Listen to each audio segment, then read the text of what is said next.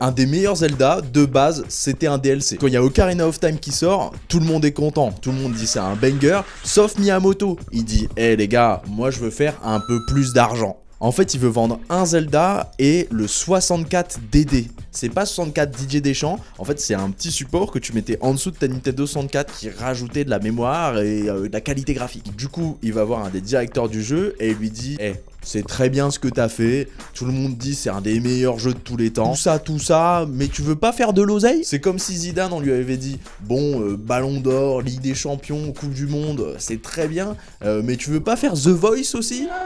Putain, qu'est-ce qu'il est fort, Zizou quand même. Et Aonuma, il est dégoûté, il est là, moi, un DLC, que nenni. Alors, il sort un jeu entier, nouveau donjon, nouveau concept, avec des masques un peu flippants. Lui là, je me chie dessus. Et Miyamoto, il regarde ça et il dit, écoute, t'as 1 an. Si tu réussis à faire un jeu en 1 an, alors c'est un jeu à part entière. Sinon, c'est un DLC. Du coup, Aonuma, il se met une déterre. Chaque nuit, il joue au jeu pour que chaque matin, il puisse dire ce qu'il y a à corriger. Le mec est crazy, parce que quand est-ce qu'il dort, en fait? Le 31 février, ils ont pas beaucoup de temps. Du coup, Miyamoto va chercher un mec et lui dit, vraiment, comme seule indication, fais tout ce que tu peux. Le mec qui va chercher, c'est juste Koizumi. Le mec qui a bossé sur tout ça, là, tout ça.